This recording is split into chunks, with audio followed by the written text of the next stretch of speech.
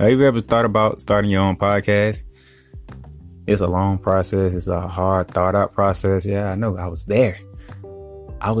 From March of this year, thinking about how I'm going to do this, doing all my research, trying to get everything right. What platforms can we use and how we going to record it and how we going to make it sound good and make it all this happen. And then I came upon Anchor. The Anchor app on my phone, the easiest choice I could ever make to do a podcast. It's free to use. You don't got to pay for nothing. You can record episodes whenever you're ready. You can edit it and then you can release them when you want to. And you don't have to worry about trying to figure out how you're going to distribute it on other platforms because Anchor has partnerships with Spotify, Stitcher, Google Podcasts, Apple Podcasts, Breaker, Castbox, Pocket Cast, whatever you name it. Because the Playmakers Bar podcast is the podcast that I use. We are on all them platforms. We are on 9 platforms just by using the Anchor app. So pretty much all the questions that you have questions about doing a podcast, go to the Anchor app or go to the Anchor website, anchor.fm.com, and just search through it, ask questions. Because I tell you, a free app that does all this, there's nothing more you can ask for. I even got friends, they doing their podcast on the Anchor app. Faith Talk, you might have heard of it because it's very good. And it's great that it's an app like this, it's a website like this that makes it easier for people to do podcasts and do what they love best, talking about the things that they love to talk about. So give Anchor a try, see how much you like it. We'll love to hear your podcast.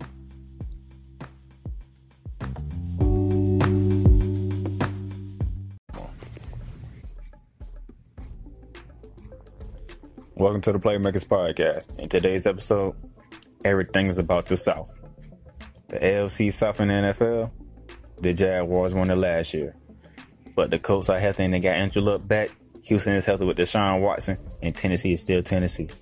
So can Jacksonville repeat or will the other 3 stop them? In the NFC South side, New Orleans reigns supreme. But the Super Bowl is held in the ATL. So what does Matt Ryan and the Falcons going to say? What does Carolina and Cam Newton going to say? But don't forget, when you say South, we talking SEC football. The Southeastern Conference, which starts and stops with Alabama, but Jimbo Fisher is in the ACC, headlining at Texas A&M. LSU is always LSU, Auburn is always Auburn. But don't forget about the East. Georgia won the division last year, they won the conference last year. But Dan Mullen is back in Gainesville, but this time as a head man in Florida. Can Tennessee take the next step? Can Kentucky take the next step? We'll get into it. Check it out.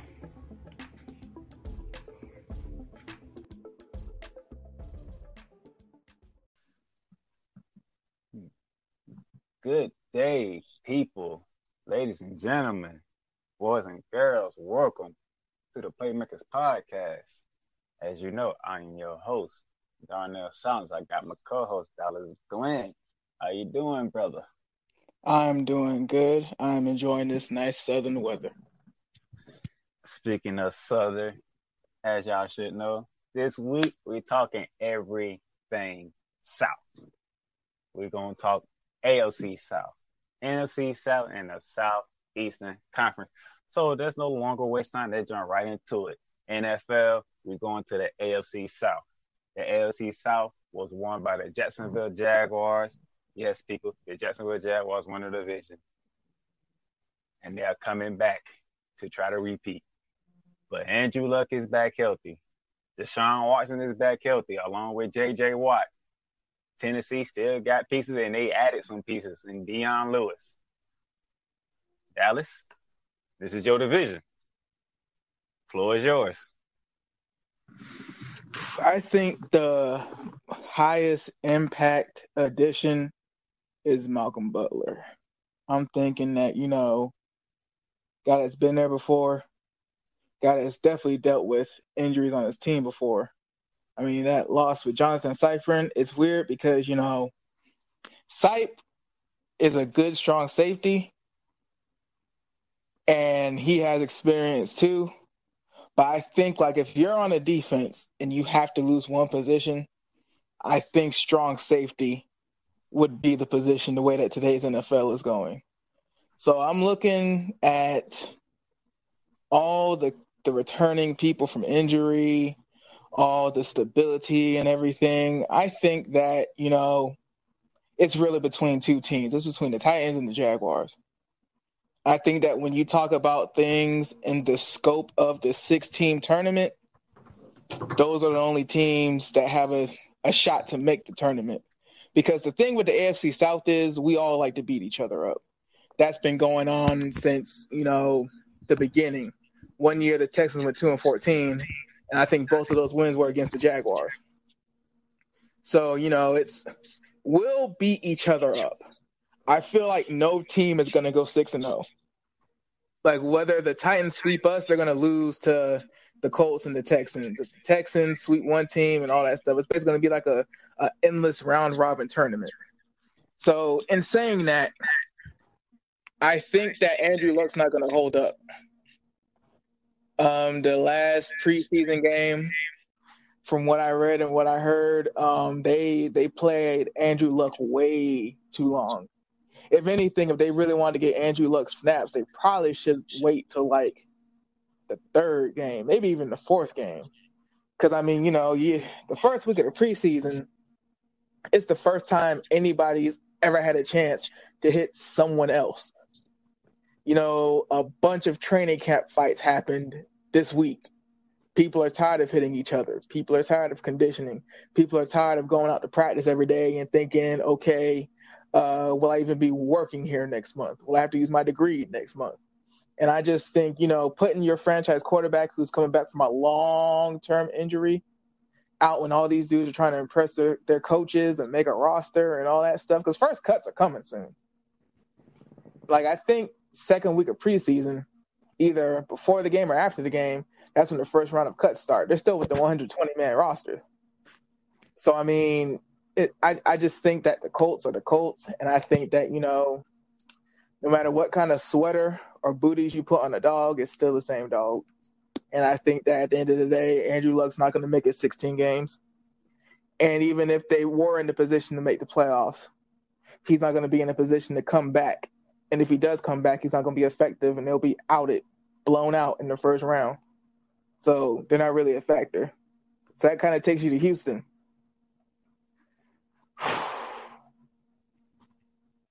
Their franchise quarterback and their best overall player are both coming back from season-ending injuries. One is definitely on the wrong side of 30. Another is a dual-threat quarterback who's already had a knee injury. It's one of those things where it's like, I think Deshaun Watson is a fabulous quarterback. I think that before he got hurt, his passing was what was impressing people. But what's going to be difficult is like, okay, you've already had that knee injury. You're not a receiver. You're not a corner. You're not a position player that has to use his legs and rely on his speed. So what's going to have to happen is, Deshaun Watson's going to have to stay in the pocket way more now than he used to. Can other players step up and help Deshaun Watson and DeAndre Hopkins? They have young pieces around them, but again, if you're thinking in the scope of the 6-team tournament, the Texans have made the playoffs before with a vast majority of players who are on this roster right now. The only difference was they didn't have Deshaun Watson. So, it's a quarterback who's never been there before and who got hurt when he was having a really good run, really going to take this team there, win the games he has to win, and maybe win a playoff game on the road. I don't see it. The difference between Deshaun Watson and Marcus Mariota is Marcus Mariota had years in the bank before going to Kansas City. Marcus Mariota did absolutely everything he could and needed to win in Kansas City. Did it carry over to New England? No, but dude, it's New England. And New England had a bye week, and New England was at home. So, any team, Pittsburgh, Jacksonville, Kansas City, Buffalo, any team that had to face New England after a bye week was going to get that work. So, but in short, like before we get into everything, I'm really thinking this is Tennessee and Jacksonville's division. I'm thinking that if Jacksonville can get a game on Tennessee, they'll probably win because I think that they could beat more teams outside the division. But I think that if Tennessee sweeps Jacksonville, they'll probably get the division by like a tiebreaker. Because I think that Jacksonville, honestly, is like one of the best 8 teams in the league.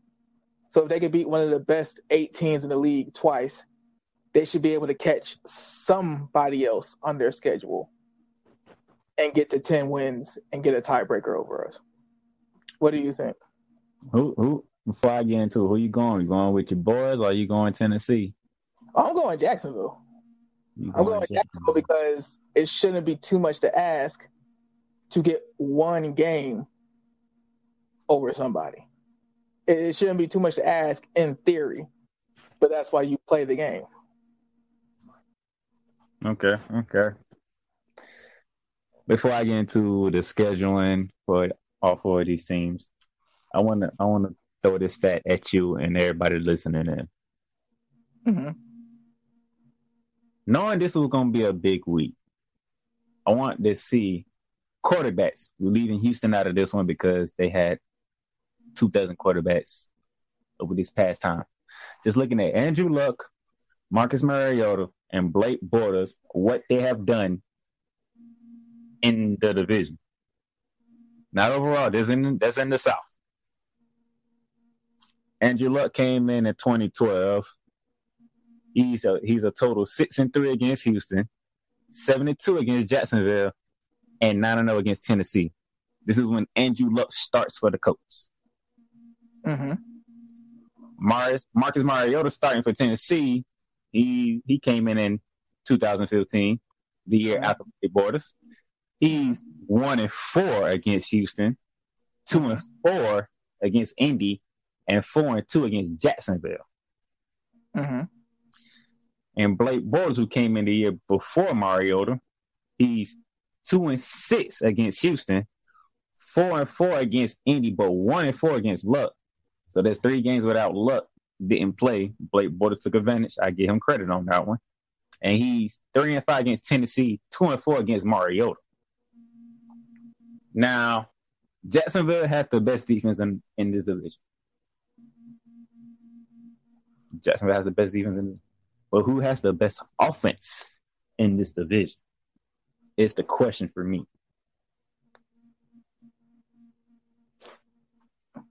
If everybody's healthy, Andrew Luck has done the best in the division. Mariota struggles with Houston. Bortles hasn't hit that other notch yet. Mm-hmm. So that's the question for me. Which offense is the best offense for the division? Now, Houston has Deshaun Watson. Mm-hmm. Watson was my early Rookie of the Year candidate, and he was looking like it until he got injured. So that's the wild card when it comes to Houston. They have a franchise quarterback. I'm looking at this. I'm going to look at the schedules before I make my prediction. And we're going to start in the order. We're going to start with the Houston Texans. They open up at New England. Deshaun Watson's first game back is on the road against the defending AFC champions in their house. Mm-hmm. That is not an easy task whatsoever. No. Now, let me remind you, he went there last year, and he pushed Tom Brady to the brink. But Tom Brady's Tom Brady. And Tom Brady did what he do best. The light was on bright, and it came down to one play. Tom Brady made it. But Deshaun Watson pushed him to the limit. So could we see a repeat performance in week 1? Then they go to Tennessee. An early division test.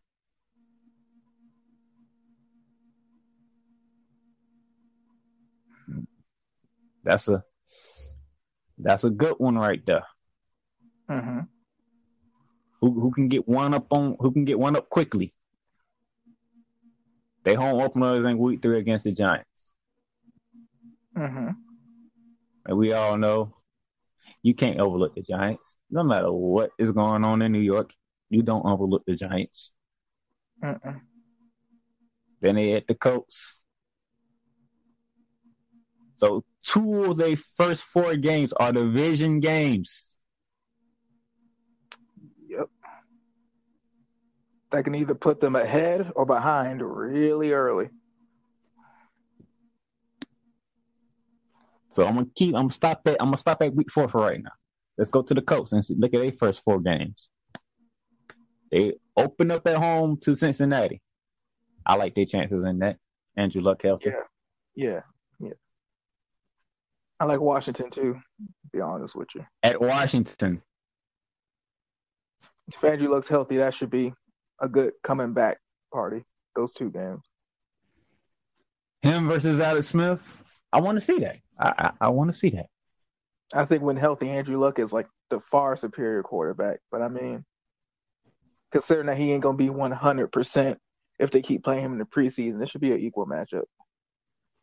At the Super Bowl champs in week 3. They don't have the defense for that. Even if Andrew Luck is healthy and scores his points, they don't have the defense for that. So that's looking at 2-1. And then home to Houston. I think that could be 3-1 if Andrew's healthy. If Andrew's healthy, I think he beats Deshaun Watson in a shootout. There's an Indianapolis. Yeah. I mean, home field advantage, has the experience. Andrew Luck, his whole career, has been a shootout quarterback. Andrew Luck has never had a defense. He's never had a running back. He's never had an offensive line. So I think that when it's a situation of I have to score more points than this man, Andrew Luck, he's bred for that. Like, that's what he does. So now let's go to Jacksonville. Here's Jacksonville first 4 games, because I'm going to get back to Jacksonville, because Jacksonville first out of the schedule. It's going to tell me a lot about the team that we're going to see this year. Yeah. Their first 4 games, they open up at the Giants. Mm-hmm. Right. About that. Mm-hmm. They home opener is against New England. Mm-hmm. And I'm pretty sure that game's already sold out. Everybody wants a piece of New England. Yeah. After what happened in that championship game, everybody wants a piece of New England. I have some interesting things about that game now that I think about it. Then Tennessee comes in. Another home game. It's game. A rough start, man. I'm going to be real. It's a rough start. Look here. I'm going to tell all the Jazz fans this right now. I know y'all looking forward to that week 2 matchup. But out of these first 4 games, because they finish off, they week 4 opponent is the Jets. But if I had to pick a game that's the most important out of the 4, it is week 3 against Tennessee. Why do I say that? Despite the year Jacksonville had last year, what's the one team in the division you didn't beat? Tennessee. You did beat Tennessee. Like I said, like their schedule, I'm looking off rip. Like their first 4 it's rough because they got to play Philly, and they play us week 3. But I mean, their first 2 weeks, it's Houston and Miami. Our first 2 weeks are the Giants, where they're looking to rebound and drafted a running back, and the New England Patriots. Then we got to play the team that we couldn't beat last year, then a team that snuck up on us. Then we play a playoff team in week 5. So, I mean, it's a rough start. It's like I'm with you, because here's the thing about the New England game. And, if any Patriots fans hear this, they'll probably laugh and scoff. But if people go back and watch that game, we knocked out Gronkowski like the start of the second half. The player that really ate us up that entire game was Danny Amendola. Danny Amendola in the playoffs was a crucial weapon for the New England Patriots. Now that he's gone, and Julian Edelman will be suspended, and Rob Gronkowski is pretty much going to be playing his first real game, or his second real game after the concussion that we gave him, I'm less worried about that game than the Tennessee game, because Tennessee, they paid Taylor Lewan. He got a fresh big contract. Marcus Mariota finally has playoff experience. Derrick Henry is the true number 1, and they have Malcolm Butler. I mean, they added Deion Lewis. and they have Deion Lewis. And if I remember correctly, they still have the safety that tied for the lead in interceptions, right? Yes. So, like, New England Patriots fans are probably going to scoff. They're probably going to put whatever. When I look at the New England Patriots, they willingly let go of an all-pro corner. They willingly let the one weapon that carved us up single-handedly and helped them win by 4, they let him go in the division. Their number one receiver suspended. Rob Gronkowski is more than injury-prone at this point. Tom Brady's 41. The New England Patriots have a line, but come on, man. Like, Marcel Darius eating up blocks and Calais Campbell, Yannick Ngakwe. I mean, Dante Fowler clearly wants money next year. So he's going to play. Like, I mean, if you ask me who am I more worried about long-term, dude, it's Tennessee. Because even if we lose against the Patriots, it's not going to be by a lot. And we literally won't see them again until probably the divisional round. Because if we lose to Tennessee, we're going to be a wild card team. And that's the issue. Like, thinking long-term, if we win a game against Tennessee, it's probably going to be the early one. Because nobody knows what team they really have until after week 5. You don't really know what your season is going to be like until after week 5. Because you need to see, like, okay, so what do we need to add? What do we need to bring up from the practice squad? Who do we need to sign from another team that got waived or cut from the preseason? Okay, this wasn't the right choice. We need to bring that guy back, cut this guy. Like, you're still, like, tweaking things around because this isn't college. It's a 16-game season. And as long as you can leave the first 4 weeks 3-1 or 2-2, that 5th week, you need to see if that tinkering worked. That 5th week, that's how you see, like, okay, I can work with this. Because, for example, for the Jaguars, after week 5, it's the Cowboys, the Texans, the Eagles, then a bye. So after the first 5 weeks, Jaguars fans should be able to know if the Cowboys are something that we can't beat, if the Texans are somebody we need to be worried about in the division, and if we have a shot against the Eagles. If we beat Tennessee and lose to New England by, like, less than 5, we have a shot against the Eagles. If we lose to the Patriots flat out and lose to Tennessee, it's going to be a long year. But it's good that you start out with such a tough schedule because in the long term, for the team itself, they know what they can do. Because, I mean, after that, you know, it's the Colts, and if Andrew Luck is even healthy by then the Steelers, the Bills, Colts, Titans. If you have a win against them, then you can afford that loss, or maybe you can figure out how to do it again. Then the Redskins, then the Dolphins, then the Texans. And by then, let's be honest, somebody on the Texans is going to be hurt. So the second half of the schedule is way easier than the first. You made some interesting points. So, you know, he just gave y'all the rest of the Jaguar schedule. That game week 8 in London against the Super Bowl champs.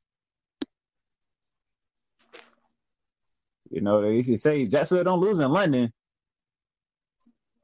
But it's technically a home game. But you got the defending Super Bowl champs coming.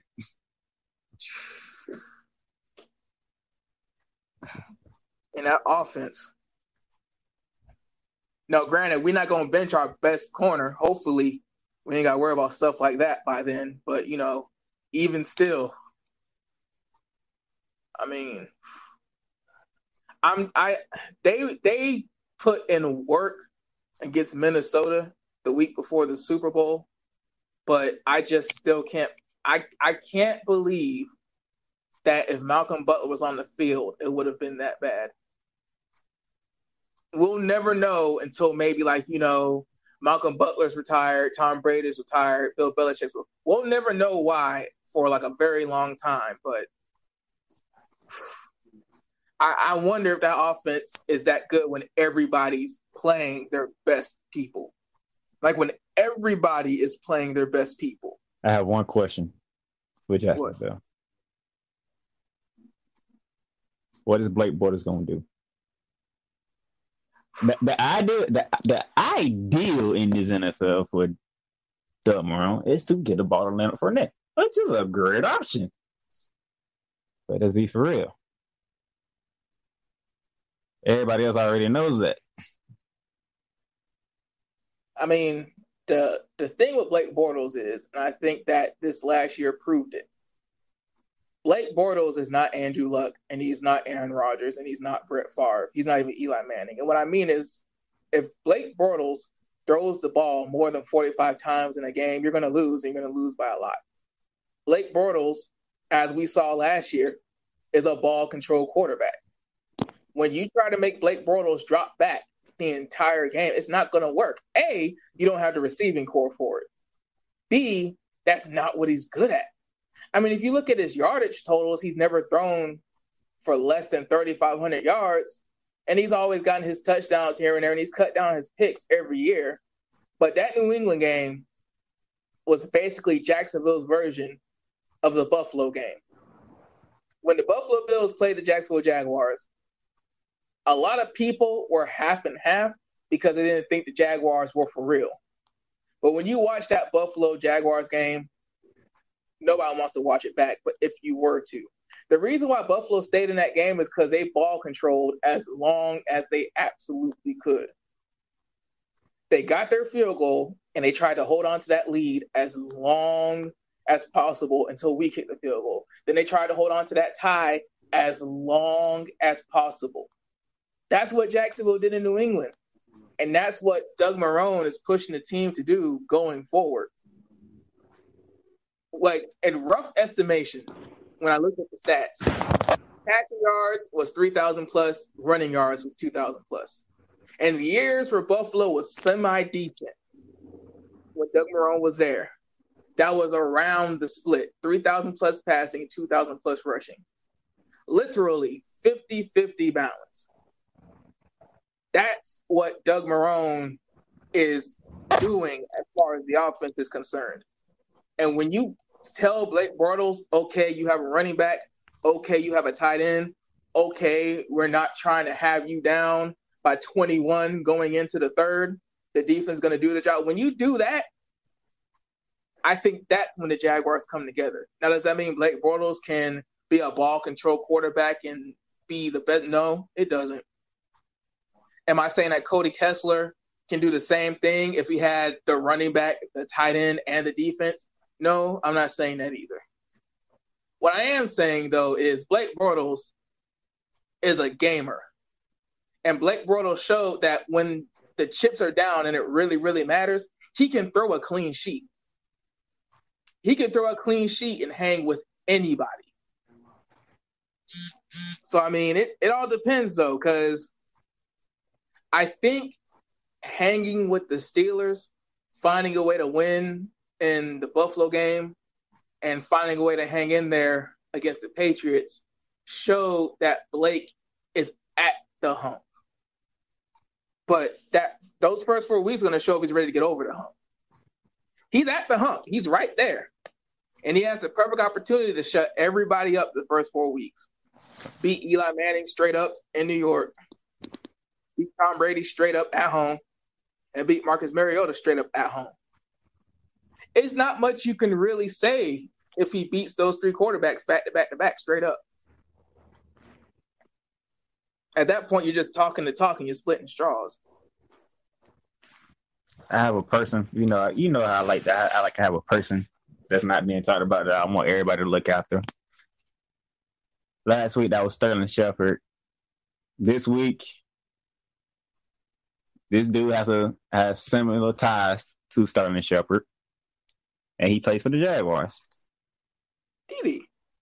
And yeah, you're right. That is Dede Westbrook. If they use Dede Westbrook. He's a good one. Because I know everybody loves Marquise Lee. God, he's a good one. I know y'all just got Austin Seferian-Jenkins. Mm-hmm. Like I said last week when we was talking about Sterling Shepard, if they use Dede Westbrook similar to what the Giants should do with Sterling Shepard, you got you a playmaker.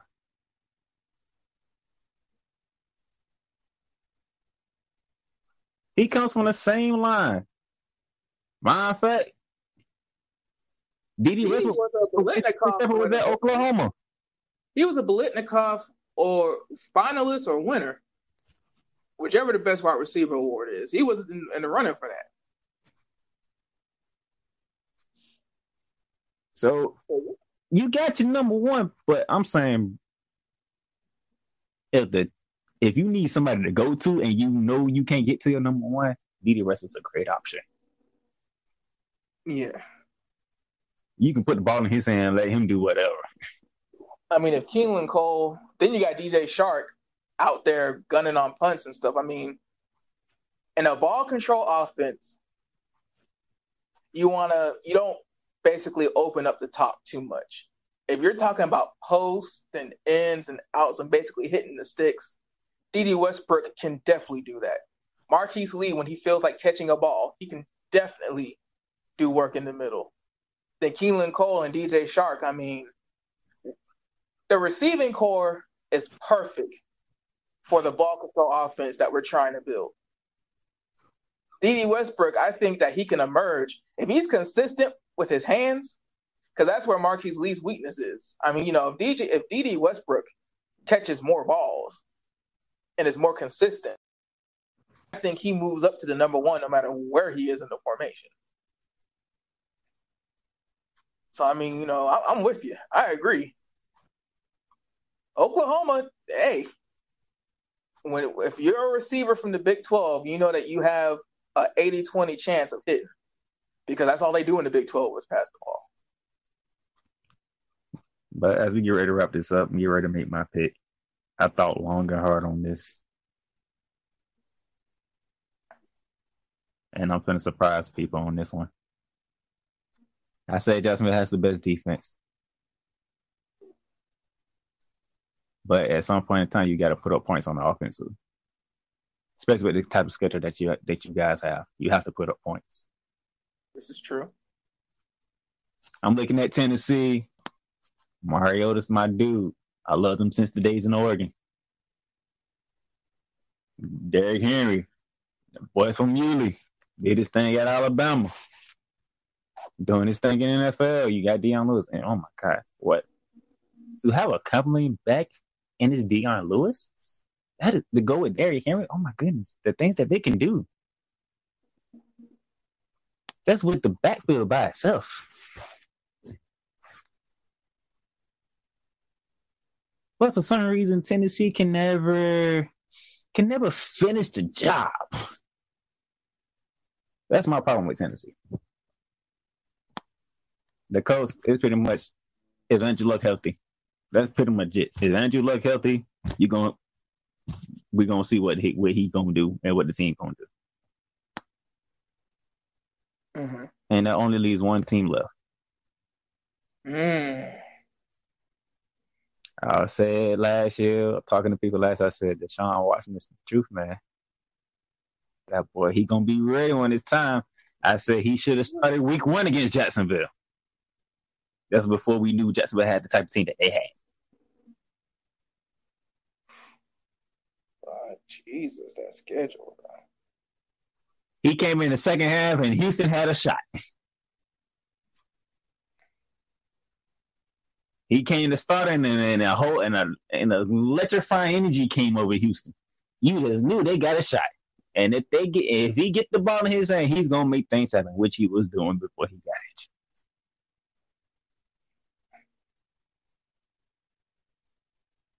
I'm presuming he's gonna get through this season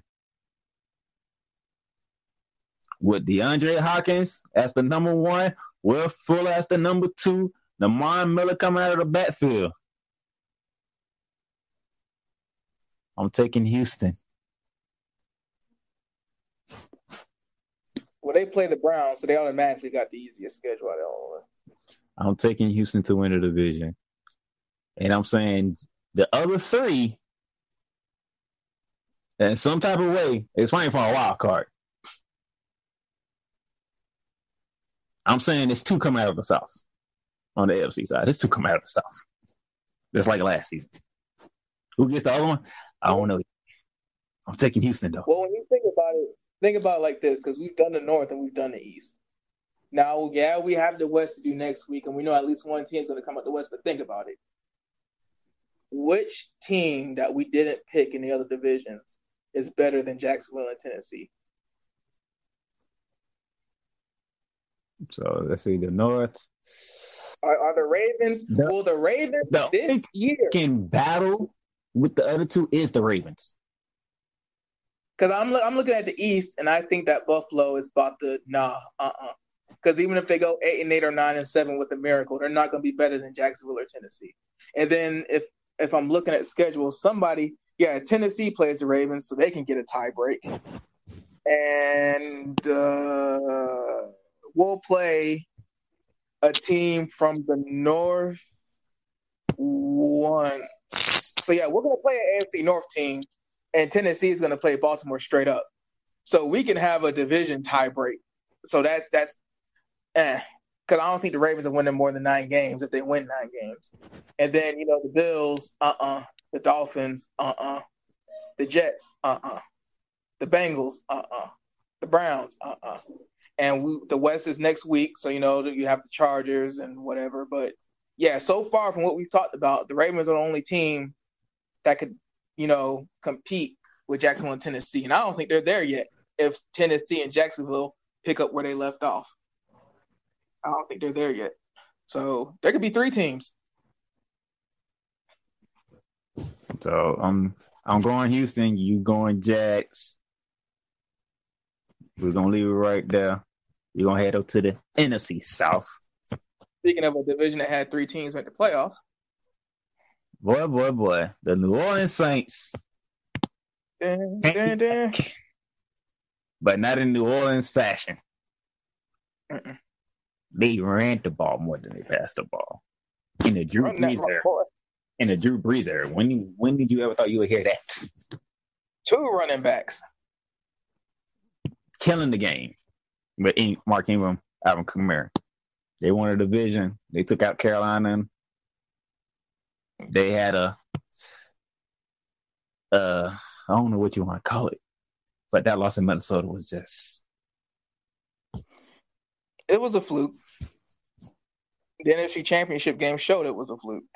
So, and then it is what it is. You got Jameis Winston and the Bucks, and you don't know what to say about that. Cam Newton, Carolina, they look to get even better. Got Dantari Poe, too. And then you have the team who will be hosting the Super Bowl, who had a down year last year, and they still get the city will be hosting the Super Bowl. Ain't no way in hell Atlanta's hosting the Super Bowl. I'll take on this one first. I'm looking at this division. New Orleans won the division. Carolina made the playoffs, and Atlanta made the playoffs. It was a down year for Atlanta, but they still made the playoffs. But it's not easily accomplished when teams have a down year. That's saying a lot. You had a down year and you still made the playoffs. That's Patriots level right there. We all know about Jameis Winston, what he going through, and he's suspended for the first 3 games. So let me go ahead and get through this. Their first 3 games is they open against the team that won the division in the Superdome. That's an L. Their home opener is against the Super Bowl champions. That's a blowout. And then your last game of Jameis is against the team who everybody still looking at to battle with the Patriots for the AFC. And that's the Pittsburgh Steelers. That's a huge L. They're coming in 0-3 against Chicago. So where would Tampa Bay be at when they go to Chicago with Jameis Winston? What's even worse is they don't have Jameis Winston for the first 3 games. Go to Chicago 0-3, and their bye week is the 5th week of the season. That means that they have to basically suck it up all the way through. After the bye week, it's Atlanta.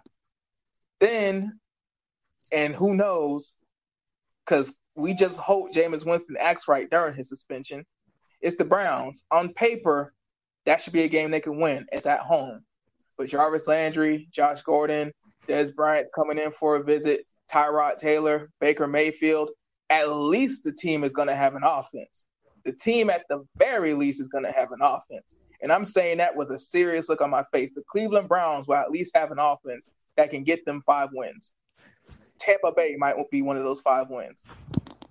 So now you're looking at either 2-4 or 1-5. If they can survive against Chicago or even 0-6, Cincinnati, Carolina, man, look. Washington, the Giants, 49ers, Panthers, Saints, Ravens, Cowboys, Falcons. Man, look. Is it wrong for me to say Jameis Winston picked the wrong time to get suspended? Jameis Winston picked the wrong time to be Jameis Winston, period. It's at this point in his career, even though it's a retroactive suspension, it's not like he's been helping himself. That was in 2016. What year did he get drafted? It was after the first playoff, right? Him and Mario came in together 2015. Remember, Winston went number 1, Mario went number 2. Yeah, that event that Winston's getting suspended for was in 2016. So after he was in the NFL, he was still acting foolish. And that's the stuff that we know about. So it's like, come on, man. And even when he was at Florida State, he was a pick machine. He had a very bad habit of trying to throw picks and then come back in the fourth quarter. You got away with it in the college, but you can't get away with it in the NFL. Nah, man, nah. That's what happened to Tebow. No, John Elway has crapped out on every other quarterback that he's gotten. He only had Peyton Manning for 2 years. And that second year, you might as well just written that off. So, yeah, Peyton Manning for 1 year. So even then, John Elway made a bad move long term. Ever since he cut Tim Tebow, he's only had one great quarterback for 1 great year.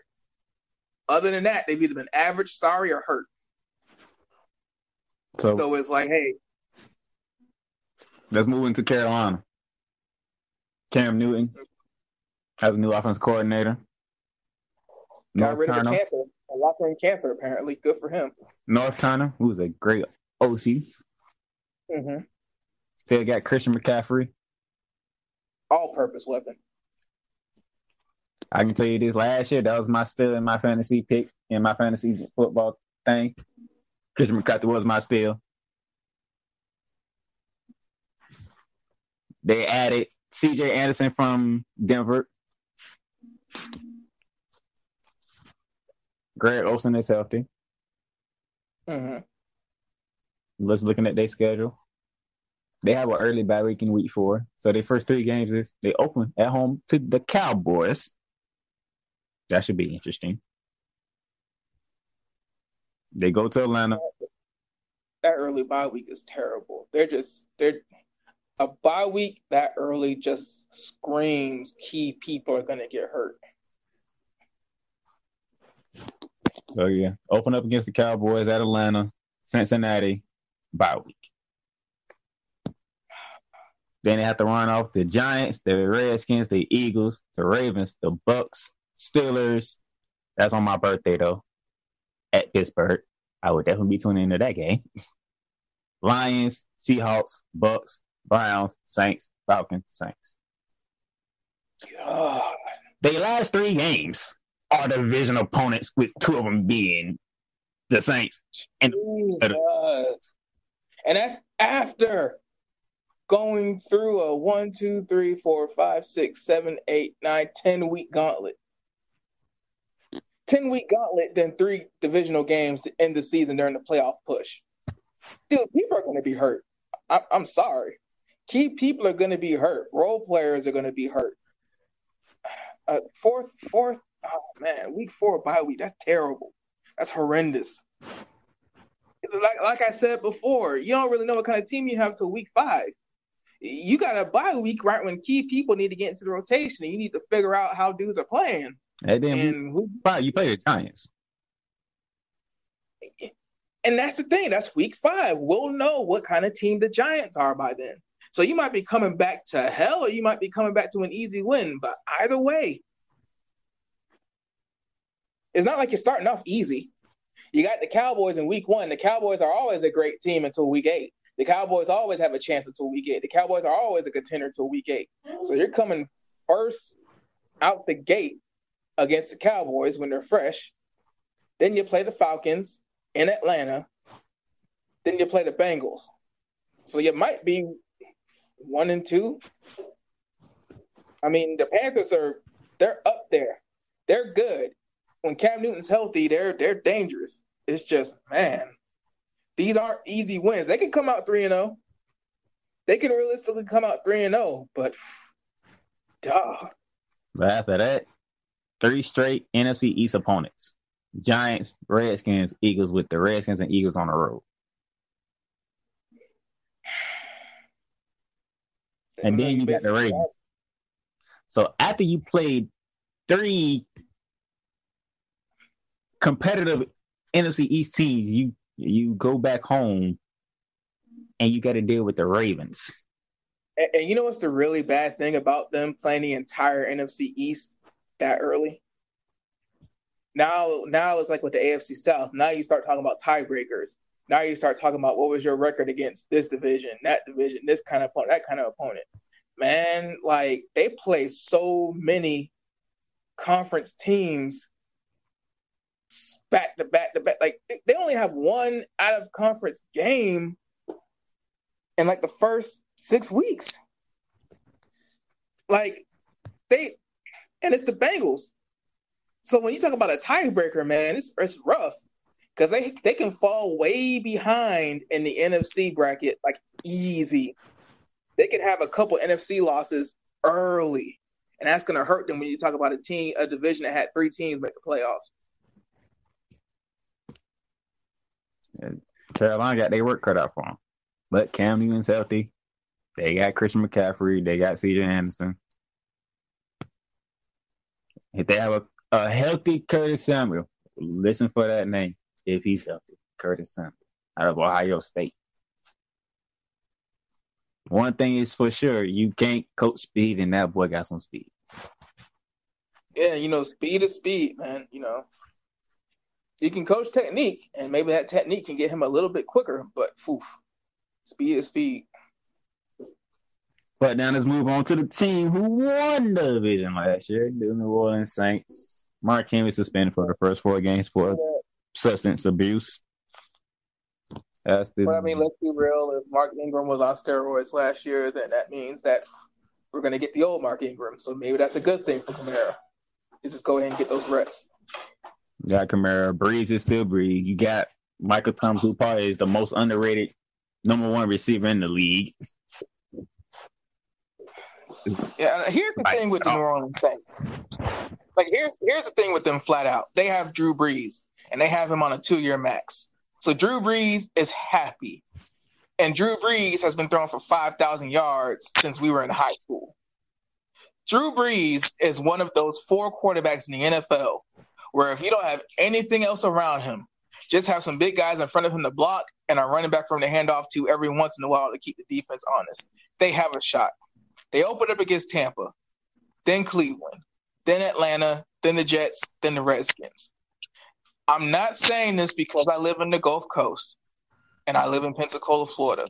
I'm saying this because the Saints have proven it time in and time out as long as Drew Brees has been on the team.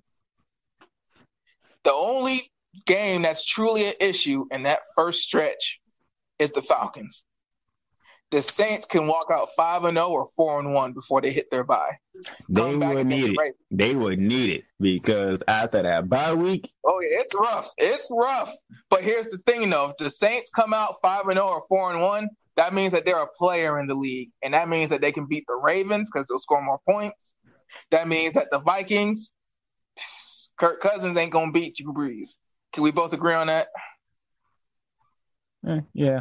He had a shot last year and it didn't work out. Yeah, so if it's a straight-up shootout, and even though the Vikings have that secondary and everything, I'm sorry, Drew Brees is going to get his. So, now we're looking at 6-1, not 7-0. I don't think 7-0 is going to come out of that. They either lose against the Vikings or the Falcons. So we're looking at 6-1, or maybe even 5-2, going into Los Angeles. That's going to be a good game. It's in New Orleans. I think that's a coin flip, though. I think by then the Los Angeles Rams should prove that they're legit, or at least still on the rise. Either way, they'll still be going up, or they'll be like plateauing and proving they're legit. So they can be either 6-2, 5-3, but then you play Cincinnati. So basically, what I'm saying is they only have to worry about their division.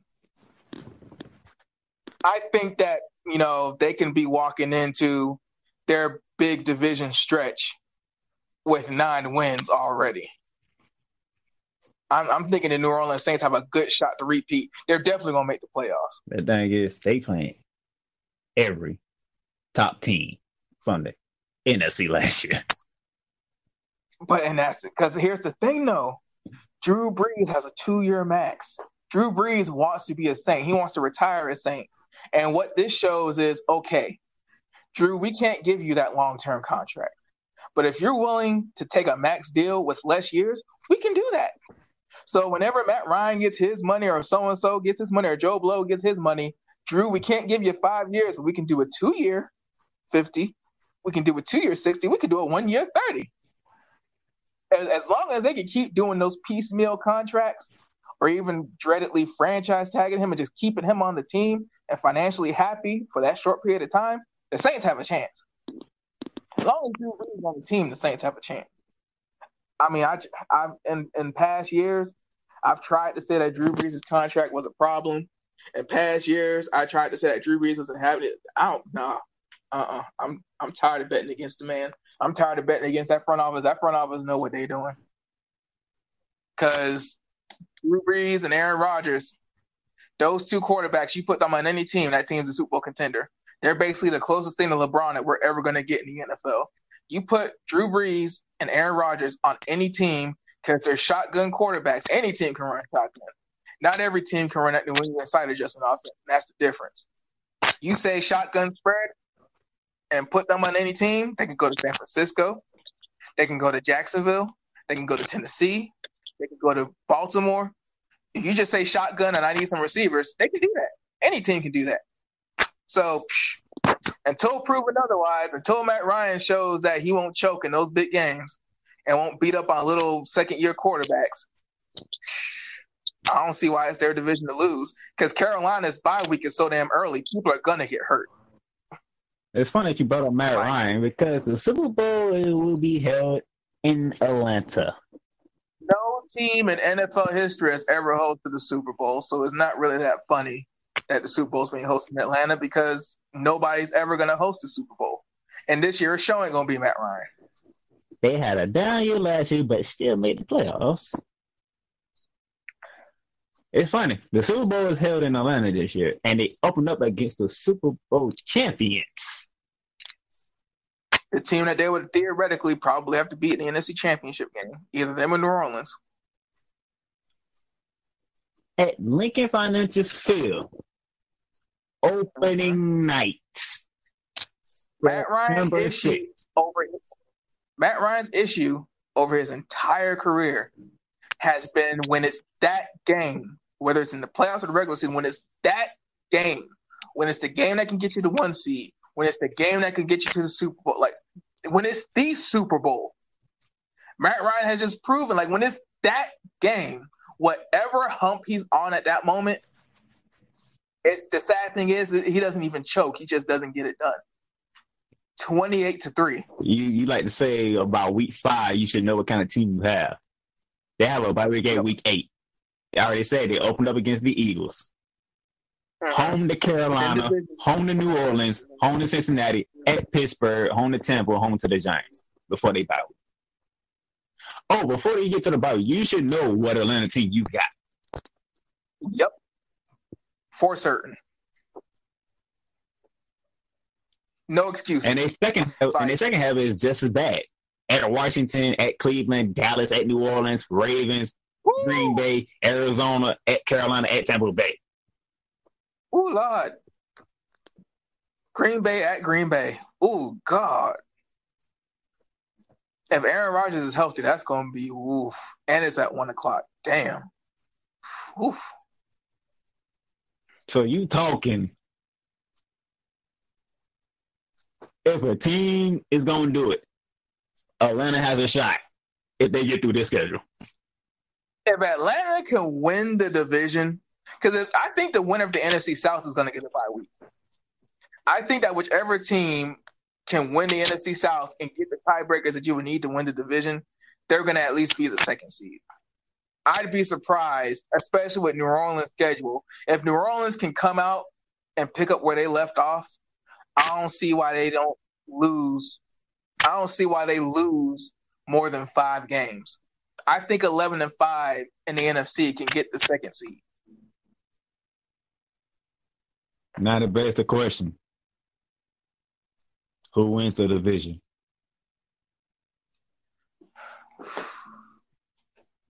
I'm gonna go New Orleans because Drew Brees would have been playing Nick Foles in the NFC Championship game. It wasn't for a fluke. It's literally a fluke. You can't tell me it's not a fluke because they got their asses dusted the very next week. It was a fluke. That team was good. That defense was good, but it wasn't their year. Drew Brees against Nick Foles, or a quarterback who's been there before, or a quarterback who can air it out, a quarterback who has experience. Because the thing is, Nick Foles blew out the Vikings. But I don't necessarily think Philadelphia's defense was that good against the Vikings. It's Case Keenum. Case Keenum had a ceiling, and he reached it. Drew Brees, however, would have knocked that ceiling through and hit the sky. Now, would he have beaten New England? I don't know. If they still bench Malcolm Butler, maybe. But that NFC Championship game wouldn't have been as lopsided. I'm torn. So I'm torn too, but it's Drew Brees. Matt Ryan has shown me that it's just 28-3 against the Patriots. I'm sorry. Like, that was out of all the Matt Ryan not getting it done moments. That one was the one where it's like, dude, there's no excuse. 3 scores on the Patriots. Matter of fact, you can say coaching. Matter of fact, he was the league MVP that year. Yup. Everything was in Matt Ryan's corner. League MVP, a coach who had been on the Seahawks, like played against New England before, knew what to do against New England. He choked. Some people blame that. Right.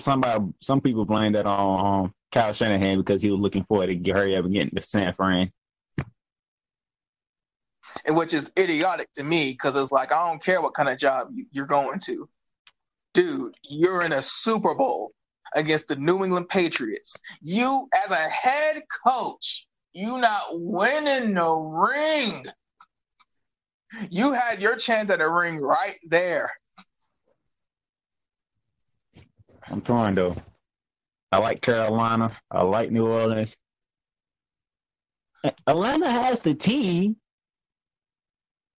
But for some reason, they can't. I don't know what happened last year. I'm going to say last year was an anomaly. And they still made the playoffs. I'm saying what happened last year doesn't happen again. So I'm expecting the Falcons to bounce back. Well, is it enough to overthrow the Carolina Panthers and the New Orleans Saints? Drew, let me just to make sure I'm not talking sideways. Drew Brees. I'm just Drew Brees' contract. I just want to see how long he's there. Drew Brees, current contract, 2 years, $50 million, including a $10.5 million signing bonus, $27 million guaranteed. Blah. It's like, man, look, I'm sorry. If Drew Brees is going to be in the division, if Drew Brees is going to be on the team, I'm sorry. It's hard to pick against New Orleans, especially when you're thinking that Carolina's bye week is so early. Their bye week is ridiculous. There's no way. The thing is, New Orleans has to play the Vikings. They have to play the Rams. They have to play the Eagles. That's what I'm saying. If New Orleans wins those games, and you also got to think. Let me go back. I mean, you also got to think when those games are placed. Like, they're not that late. Again, like, they play the Eagles in November. They still got 6 games after that game. Play the Rams 2 weeks before that. Play the Vikings before that. They play these big money games. They play the Giants, the Falcons, the Vikings, the Rams, and the Eagles before a long stretch. They play these games with enough space in between to where they can lose those games and still get a favorable seed to where they might not have to meet one of those teams again. it's the schedule, the team, the experience, how their season ended last year. Like, I think Drew Brees can beat Nick Foles head up, but I don't know. Sean Payton can out coach their dude head up. All right. That dude is a coaching clinic in the Super Bowl. Then, I think Drew Brees has Jared Goff right now. I think Drew Brees has Eli Manning right now. But it's a team sport. You know what? Drew Brees has always been one of my favorite quarterbacks. I'm a roll with Brees. I'm going to see New Orleans. New Orleans escapes with the division title. And it will be escape. They will get it with a tiebreaker. Because I think that second place in that division gets double digits too. Maybe even 12. I'm saying New Orleans escapes with Carolina Falcons. The Carolina Panthers and Atlanta Falcons could be your 2 wildcard teams again. It's realistic. But the NFC East is different. The NFC East is different. So, but with that being said, let's get into some college and arguably the best conference in college football, the Southeastern Conference. Basically, as everybody don't know or don't remember, the Georgia Bulldogs won the Southeastern Conference last year, but it was the Alabama Crimson Tide who won the national championship. It was almost like a lineal conference championship decided the national championship. It's crazy. With Georgia and Alabama getting into the playoffs, meeting each other for the national championship, and had a crazy championship game with Alabama. It went to overtime. You can't get much closer than that. It went to overtime. So. Let's look at the headlines. Alabama with Nick Saban. Georgia is one of the top teams in the East. Jimbo Fisher is the head man at Texas A&M. Dan Murray is back in Gainesville, but this time as the head man. Whoop, whoop. Auburn is still Auburn. LSU is never far behind. LSU was always one big win away from being a contender. So everybody still waiting on Tennessee, Kentucky, and South Carolina to go ahead and take that next step up. Dallas, the floor is yours when it comes to the Southeastern Conference. Top to bottom, this is the best conference in college football. I think you put Vanderbilt and Kentucky in the Big 12, I think they have a shot. I think the teams that matter in this conference, and by matter, I mean these are the teams that can make that 14 tournament. Auburn, Georgia, Alabama, Texas A&M, and as far as the tournament goes, that's probably it. Because the weird teams in this conference are Vanderbilt, Missouri, and Mississippi State. I think that Mississippi and Mississippi State, I think those are some good years.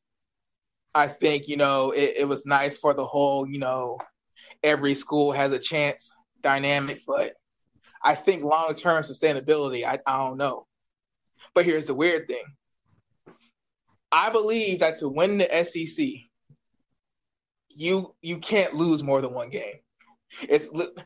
You go back over the years, the SEC champion is either undefeated or has one loss. 2 lost teams that go to the SEC championship game usually lose. So, just like every other year, the SEC champion is going to make the playoff. So even with what I said before with Texas A&M, Auburn, Georgia, and Alabama, Darnell, the SEC is so deep. If some way in the depths of a frozen hell, Vanderbilt were to go undefeated and win the SEC, they too would make the playoff because the SEC is so strong that if Vanderbilt were to run the table and win the conference, the committee would be like, we don't care if they sucked last year. We don't care if it's for 1 year. We don't care if it's a fluke. They ran the table in the SEC. I don't care. I don't care. They're the SEC champion. Put them in. That being said, it's Alabama's conference, but Alabama got caught slipping last year. Alabama's the defending national champion. So I feel like Alabama has set a precedence where it's like, okay, they're going to find a way to put Alabama in. Like, if Nick Saban only has one loss, he's going to get in.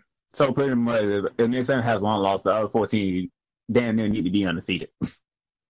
Basically, because that one loss is probably going to happen in the conference title game. Because here's the thing. If Alabama loses the Iron Bowl, like last year, for example, if they lose the Iron Bowl, because let's be honest, that's the game where when you think about it on paper, that's what they lose. It's a cheat code. It's a perpetual cheat code. It's a never-ending cycle of error. If they lose the Iron Bowl, they can't lose the second game because Auburn will play in the SEC championship. So if Alabama only loses the Iron Bowl and they can't play in the conference championship game, they're going to go into the offseason with one loss.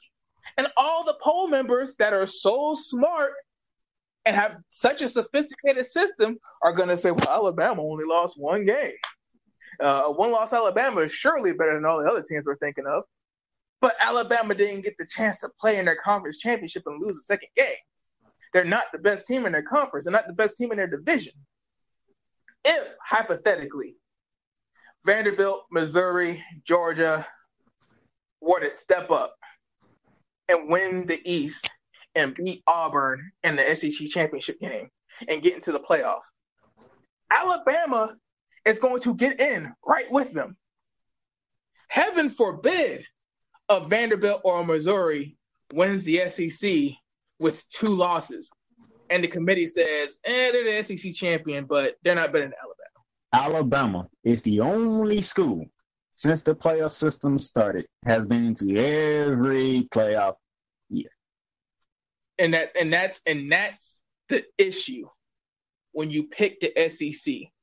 Because what's happening with the playoffs slowly but surely, it happened when Penn State won the Big Ten and Ohio State still got in. It happened last year when Alabama didn't even win the division. What's happening is they're going back to the newspaper era, but just having a playoff. Because how are we seriously going to sit here, break down this division for 30 minutes, and then at the end pick somebody other than Alabama? When we're talking the big scheme of things and picking a team that will make the playoff, how are we reasonably supposed to sit here and not pick Alabama? Whether they win the conference or not, how do we not pick Alabama? It's Bama. It's Nick Saban. You know what you get from Bama. You know what you get from Bama. You know Bama ain't going to let you down.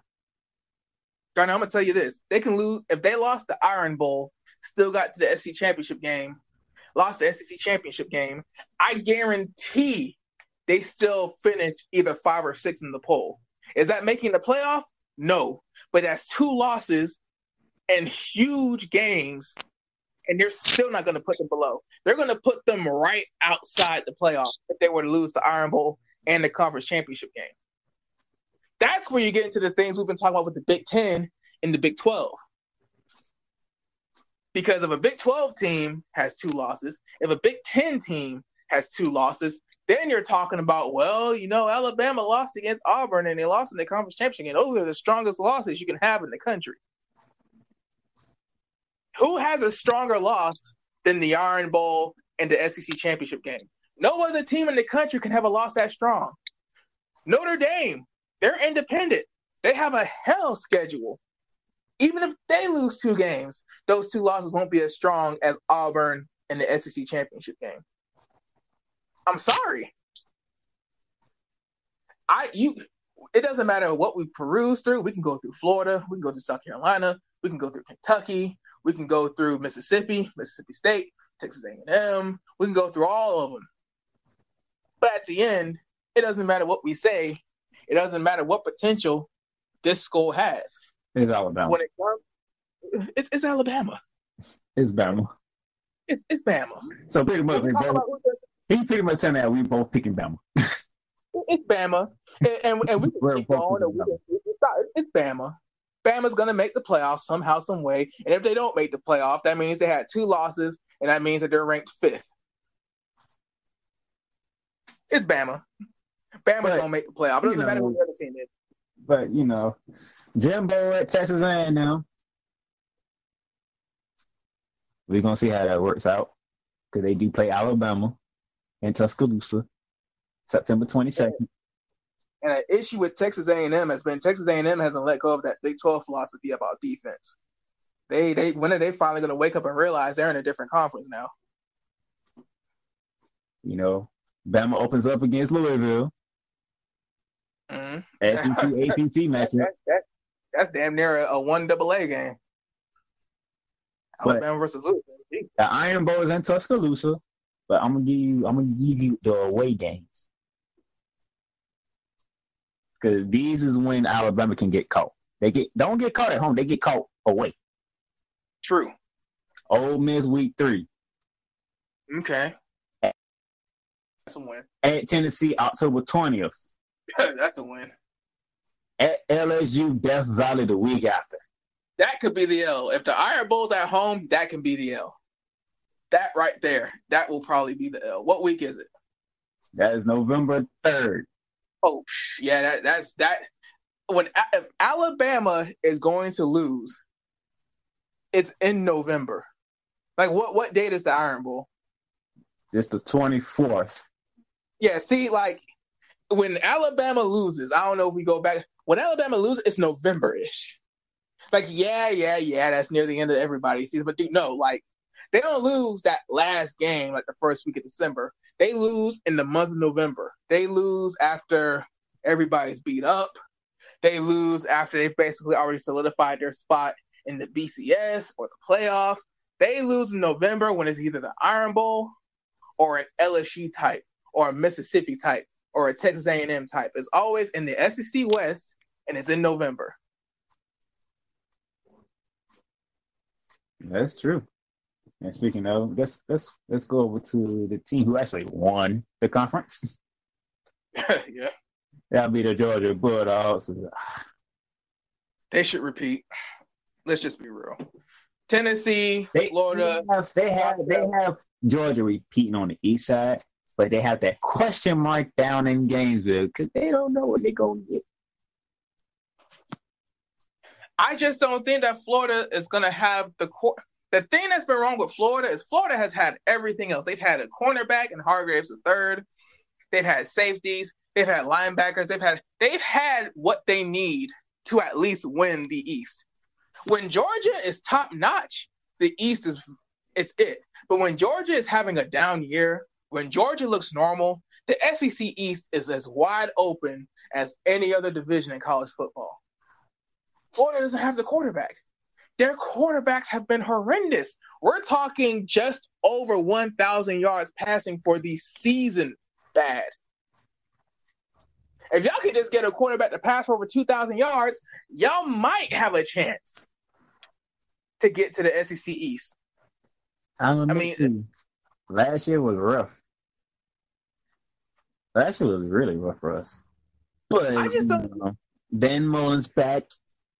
He was the offensive coordinator when Urban Meyer was there, and when we were racking up championships. So I'm interested to see what he's going to do. But I'm looking at Georgia's schedule. They open against Austin Peay. Okay, who is that? They conference is the second week, and they are at South Carolina. That's a test game. Seriously, that's a test game. South Carolina doesn't have a shot in hell to win the conference, but that's a game where it's like, okay, how is my quarterback? Can my quarterback?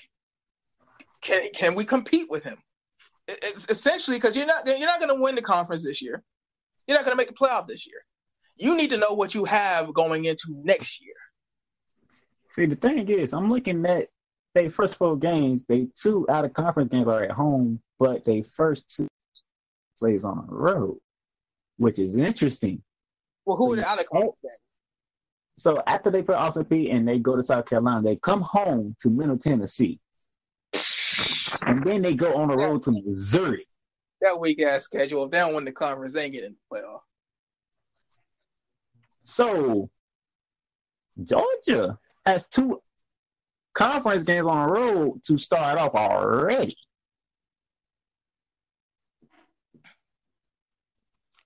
Like, it's the playoff committee has shown, like, dude, like, you gotta think, man, like, Georgia is going to beat Florida. So what you're basically saying is there's going to have to be the tiebreak. I mean, yeah, you guys scheduled Austin Peay and Middle Tennessee State. You need that. You need to start off from somewhere. I mean, if you guys were to win the SEC East, are you going to beat Auburn or Alabama? Ooh, or even LSU? If LSU is back, are you really going to beat LSU? See, that's the interesting thing, because after they play Missouri, they got Tennessee and Vanderbilt at home. Then they go to LSU. So they going to Death Valley. And then they come to Jacksonville for the Florida game. And then got to go to Kentucky. Then come home to Auburn. That's their stretch. That go that stretch that everybody's looking for. LSU, Florida, Kentucky, Auburn. God, the SEC is a hard conference. Jesus is a hard conference. God, even the teams that are average in the big scheme of things are dangerous. You put LSU in the ACC, they probably compete in like 2 years. You put Texas A&M back in the Big 12, they got a shot. So now let's go to the Auburn side. Let's look at the Auburn Tigers. They open up against Washington. SEC Pac-12 first week. That's how you say we ain't doing this ish again no more. We won our division. What the heck, man? That's how you say we won our division. How were they the ones to get in? You open up with a former Pac-12 champion, one of the best teams overall in the country. That's how you make a case. And then, so let's see, 1, 2, 3, 4, 5. Their first 5 games are at home. Well, first 4 games are at home. The Washington games is a neutral site. So they come home for Alabama State, LSU, Arkansas, Southern Miss. So if they get past Washington, LSU, and Arkansas, going to Mississippi State, Alabama better be looking over their shoulder. Yeah. So at Mississippi State, home to Tennessee, at Ole Miss, home to Texas A&M, at Georgia, Liberty, and then the Iron Bowl. Hey. So could it be for like the 3rd or 4th straight year, the Iron Bowl is going to decide the West? That's what I'm thinking, to be honest. I'm thinking that the Iron Bowl will de facto be the true SEC championship game. Because I don't think that the SEC East champion, unless it's Georgia, is really the second best team in the SEC. Unless it's Georgia. But let me go to the other Tigers. Let's go to the LSU schedule. They open up with the Miami Hurricanes. We already know. And that's going to be a good one. Then you play Southern East Louisiana. Okay. You go to Auburn, week 3. You know, I'm starting to realize there's a lot of early SEC matchups going on this year. Rolling quickly. Oh, yeah. Then you got Louisiana Tech, Ole Miss. You come to Gainesville. through the Tigers of LSU. Then you play Georgia, Mississippi State, Alabama, at Arkansas. So here's the stretch. Home to Ole Miss, at Florida, home to Georgia, home to Mississippi State, home to Alabama, at Arkansas. They go LSU stretch. So after November 10th, could LSU make their case as they the ones that own the West?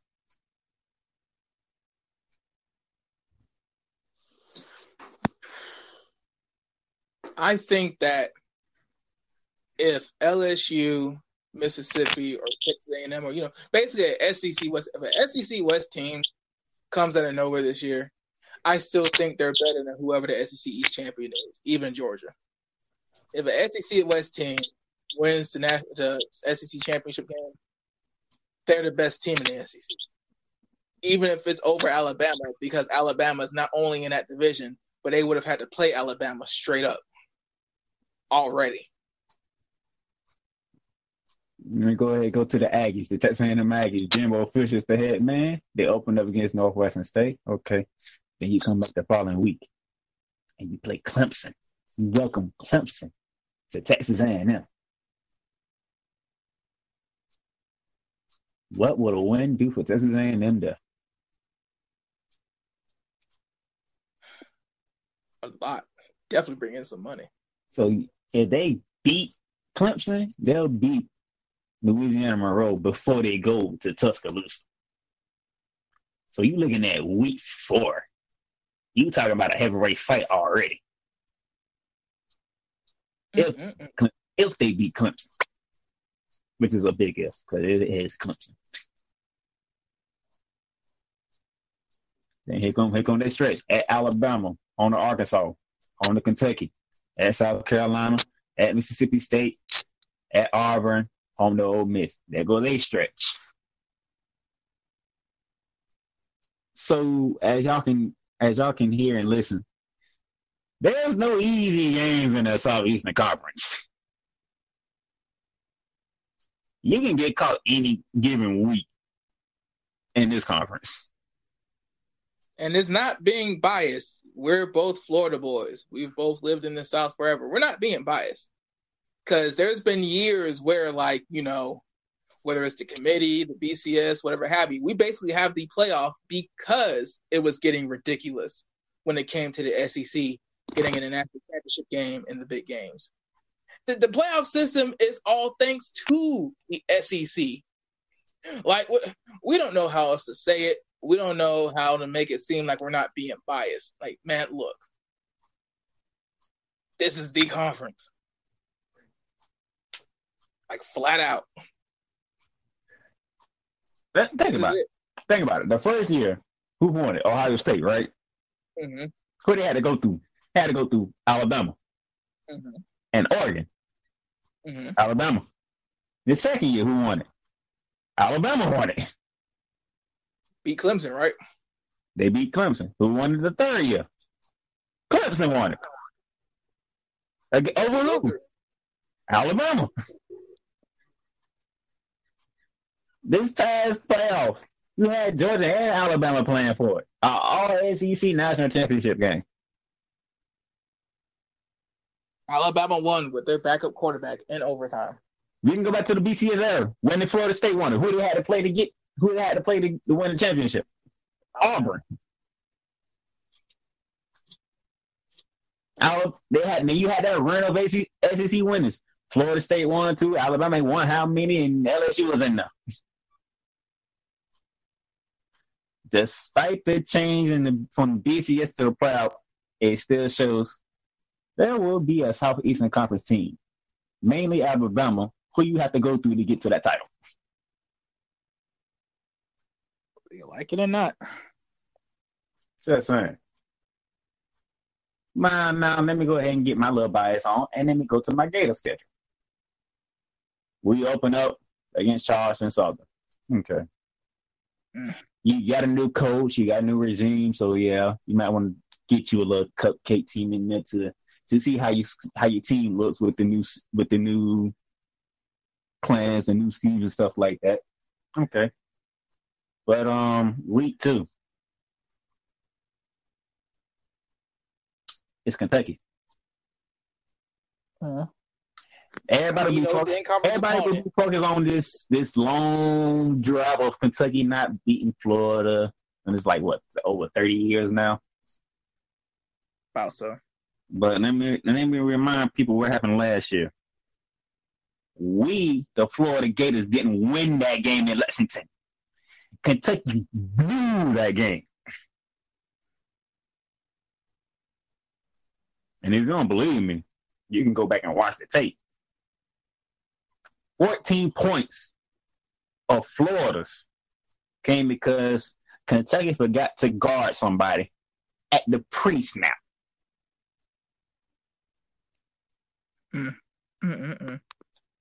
So while I'm getting that y'all thinking, Kentucky's finna catch us at one point in time. It might not be this year, but best believe I think it'll be next year. That drought is finna end, and it's finna end soon. Mark Stoops is doing a good job at Kentucky. That's 2 defensive lapses, got them caught.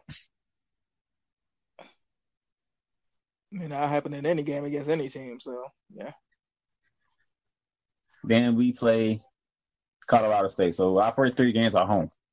So we could be 3-0 going to Knoxville, Tennessee, and playing the Tennessee Volunteers. And we know what happened the last time we went there. And it wasn't pretty. But it gets even better. Because we go to Mississippi State. Dan Muller returns to Mississippi State. So you know those people are fired up for that game. And just so you thought we were gonna come back to a nice home, LSU comes in. And this is the result of 2 years ago when LSU supposed to have come to us, but they didn't want to come to us. But that whole situation happened. So we went there, played them twice in a row, and we beat them, and that's how we won our division to play Alabama for the SEC title that year. So this is the second straight home for us. LSU comes. And let me remind you, ladies and gentlemen, the start of our fall happened when LSU beat us on our homecoming by 1 point. Keep that in mind. We go to Vanderbilt. That's never an easy road game for us. That's never an easy game for Florida at Vanderbilt. And everybody know about the Georgia game, October 27th here in Jacksonville. Last year was the first time in a long time you had an ugly Florida-Georgia game. Other than that, you know you're going to have yourself a good old back and forth Georgia-Florida borderline fight. Then we're home to Missouri, home to South Carolina, home to Iowa before we head to Tallahassee to play them Seminoles. Them doggone Seminoles. So, if we can get through the Tennessee, the Mississippi State, and LSU and Vanderbilt before we get to Georgia, Florida and Georgia, the winner of that game, that's pretty much won the SEC East and how. So there's a shot. The problem is, you got to go to Tennessee. You got to go to Mississippi State. You got to be home for LSU. Then you got to go to Vanderbilt. That's the problem. God damn, that's the whole season, Darnell. But looking back at history, the winner of the Florida-Georgia game usually wins the East. So that's like the Iron Bowl decides the West, Florida and Georgia decides the East. Valid. So pretty much, we did all this, and the other said earlier, yes, we went through all this because we have to. This is what we do. But I mean, how can you pick against Alabama? That's how. It's Nick Saban. He does this every year. He doesn't have a big man quarterback. He has Heisman running backs. He has a great defense. Massive offensive line, NFL offensive line. So it's like, until somebody breaks it consistently, you can't really go against Alabama. I mean, you have to do something better than Alabama besides quarterback. Everybody by default has a better quarterback than Alabama. But will you ever have a better offensive line? Will you ever have 5 dudes 6'3" or taller, 320 or heavier, that all can go to the NFL? No. Will you ever have a defensive secondary that has somebody that can get picked in the first 3 rounds every year? No. Linebacker, no. Defense, no. Running back, We're going to cap it right there. It's a recap. Dallas got the Jaguars repeating as the AFC South champions. I'm going on a limb. I'm going with Houston. I'm going with Deshaun Watson. We both got the Saints repeating as the division champions in the NFC East, and we both picking Alabama. It's like, no matter what we say, no matter how good we talk about each other team, but it's Alabama. So that's it for now. But this is not the end of the big week. Dallas, tell them what we got coming up tomorrow. SummerSlam,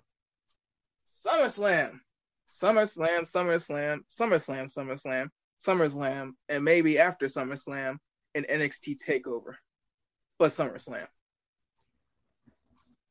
There you go. I'm your boy, the playmaker Donnell. That's Dallas. Catch you tomorrow. Bye.